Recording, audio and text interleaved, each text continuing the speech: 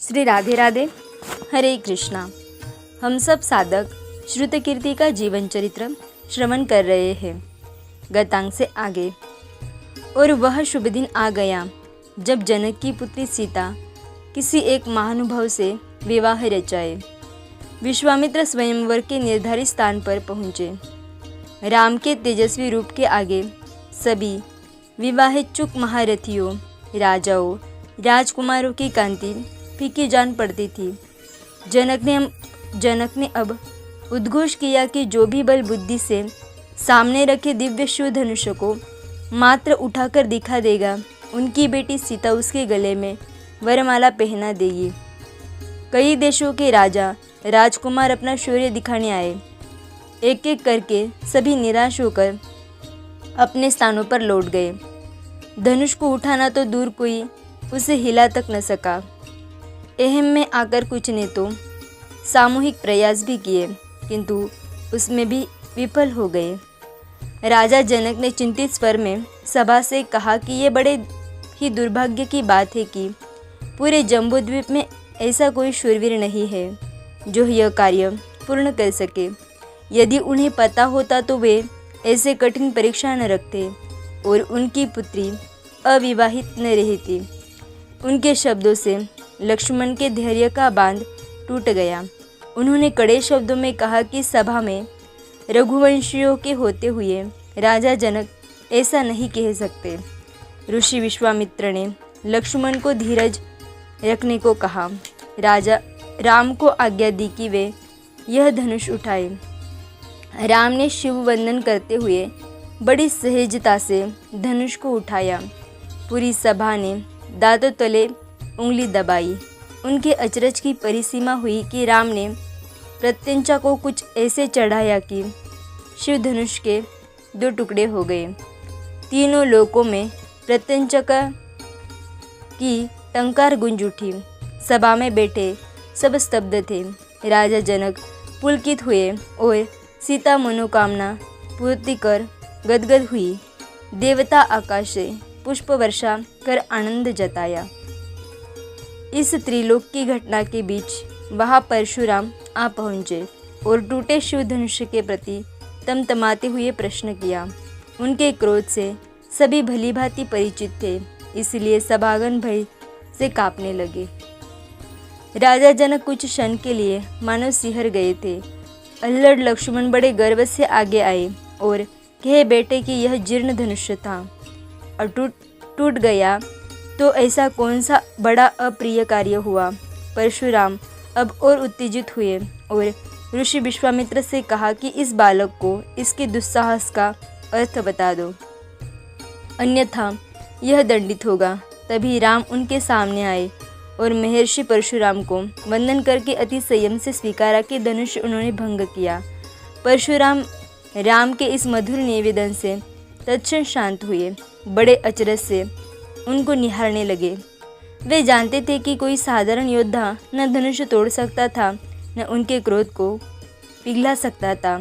यह कोई अलौकिक शक्ति ही थी जिससे वे भाप चुके थे, किंतु समाधान के लिए राम की परीक्षा लेना चाहते थे।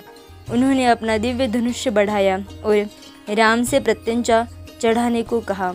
जैसे ही राम ने हाथ में धनुष लिया और पीछे की ओर खींचा, परशुराम ने अपने दिव्य चक्षुओं से प्रभु के दर्शन किए। वे जान गए यह साधारण से दिखने वाले बालक कोई और नहीं अपितु त्रिलोक के पालन करता श्री विष्णु के 7वें अवतार है। श्री राम को वंदन करके वे वहाँ से महेंद्र पर्वत पर लौट गए। उत्साहित राजा जनक ने तुरंत महाराज दशरथ को इस विवाह का संदेश भेजकर मिथिला आने हेतु आमंत्रण भेजा। राजा दशरथ समाचार से गदगद हो उठे और अपने पुत्र के शौर्य गाथा सुनकर वे खुशी से फूले न समाये। राजा ने अगले दिन सुबह ही मिथिला की ओर कूच किया और कुछ 5 दिनों के यात्रा के बाद वे पहुँचे। उनके दोनों पुत्र भरत और शत्रुघ्न और सेना की टुकड़ी साथ थी। दशरथ ने बहुमूल्य उपहार और भेंट वस्तुएं जनक को आदर सहित दी। दोनों मित्रों ने एक दूसरे को गले लगाकर अभिवादन किया और विवाह को लेकर विमर्श किया। दशरथ अपने पुत्र के विष्णु अवतार होने के किस्सों को सुनकर कुछ अचंभित थे। हो भी क्यों न भला। उन्होंने राम को नन्हे शिशु रूप से देखा और जाना था। वे बस इतना चाहते थे कि यह विवाह शास्त्रोनुसार निर्विघ्न संपन्न हो। ऋषि विश्वामित्र ने दोनों राजाओं को सुझाया कि उर्मिला का विवाह लक्ष्मण से किया जाए।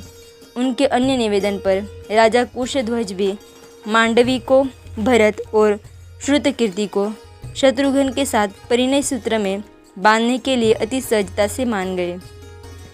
राजा जनक उठ खड़े हुए और भाव विवल होकर ऋषि को वंदन करके कहा कि वे उनके आभारी हैं और घोषित किया कि चारों राजकुमारियों का विवाह एक साथ किया जाएगा। ज्योतिष के अच्छे ज्ञानी जनक ने अगले दिन का शुभ मुहूर्त निश्चित किया। सभी ने बिना आपत्ति के निर्णय का समर्थन किया। श्रुतकीर्ति अभी नवतरुण हो रही थी। उसने विरोध किया कि वो विवाह के लिए छोटी है। बड़ी बहन सीता ने लाडली को समझाया कि वे एक ही घर में रहेंगी और उसका ध्यान वह स्वयं रखेंगी। छोटी सी श्रुतकीर्ति कुछ समझी कुछ व्यतीत सी थी। संगमरमर के शुभ्र पत्थर और रत्नों से जड़ा हुआ एक भव्य मंडप उभारा गया। सुगंधित पुष्प मालाओं से पूरी राजधानी महक रही थी। कई देशों के राजा इस विवाह समारोह के प्रत्यक्षदर्शी थे। 100 ब्राह्मणों का जत्था कोपिन और बाएं कंधे पर जनेऊ धारण किए वैदिक मंत्रोच्चार में लीन था। दशरथ अपने पुत्रों सहित विवाह वेदी की ओर पहुंचे। राजकुमारों ने अपनी भावी पत्नियों को रूप को निहारा।